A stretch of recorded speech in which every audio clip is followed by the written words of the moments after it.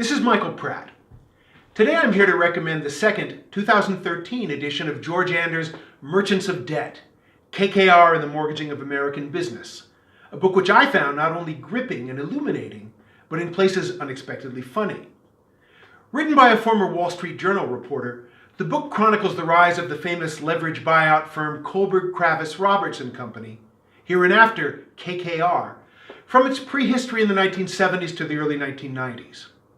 An epilogue takes the company's story up to 2013, the date of the second edition's publication.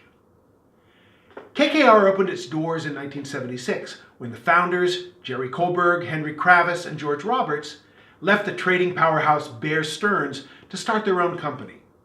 In the light of Bear's failure in 2008, this decision looks prescient. Kohlberg, a New Yorker, was 2 decades older than Kravis and Roberts, a well-mannered but ambitious pair of cousins from Oklahoma and Texas, respectively. Kohlberg, Kravis, and Roberts left Bear because they were in the grip of an idea. The three men were not merely pioneers, but evangelists of the leverage buyout, or LBO.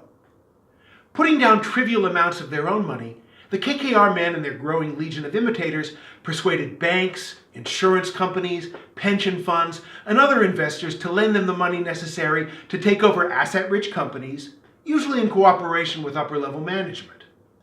After the buyout, the company would make draconian efforts to cut costs and increase efficiency. Assets, even profitable ones, would be quickly sold to pay down the newly minted debt. Since interest payments were deductible, loading the company with debt simultaneously reduced its tax burden and jacked up profits. If all went well, and the company's cash flow sufficed to service the debt, within 4 to 5 years KKR would sell the company or take it public again, having significantly enriched itself, its lenders, armies of lawyers and accountants, and top management at the target company. KKR's ascent was dizzyingly fast. Several factors helped drive the company's success.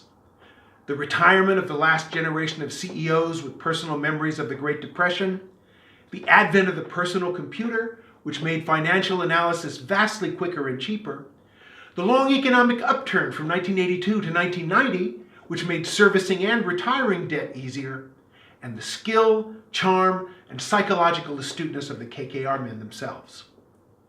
With an astonishingly small headcount, never more than 40 people in the 1980s, the skeleton crew at KKR completed nearly $60 billion in acquisitions during the 1980s, purchasing companies as diverse as Safeway stores, Duracell, Motel 6, Stop and Shop, Avis, Tropicana, Playtex, and, most famously of all, RJR Nabisco, the subject of Brian Burrow and John Helyar's well-known book Barbarians at the Gate. KKR's $31.8 billion 2007 buyout of the Texas retail energy producer TXU remains the largest leverage buyout in history. The largest buyout prior to that was KKR's aforementioned 1988 buyout of RJR Nabisco for $25.1 billion. The firm weathered the recession that came at the end of the long 1980s boom and remains prominent today. How did they do it? Some lessons seem clear. As noted earlier, KKR's leaders remain committed to their belief in the promise of the leverage buyout, even when others, including their superiors at Bear Stearns, were dismissive of the idea that LBOs could ever be anything but a sideline. They took personal risks, leaving the apparent security of Bear Stearns to start their own venture. They had extraordinary people skills and conveyed an image not merely of opulence and of success, but of forthrightness and concern for others. The piratical and opportunistic Kohlberg routinely assuaged companies' worries by affecting the pose of an altruistic elder statesman, more concerned about doing the right thing than about anything so vulgar as his own bottom line.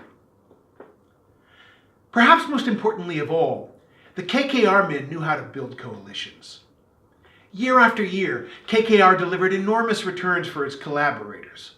Both the banks, insurance companies, pension funds, and private investor pools that ponied up the money for the buyouts, and the legal and accounting firms that raked in mountains of gold in fees. Anders is as sharp and insightful about people as he is about business deals. I loved his description of the Neronian lifestyle of Kravis and his second wife, a dilettante fashion designer who enjoyed organizing private parties in the Metropolitan Museum of Art.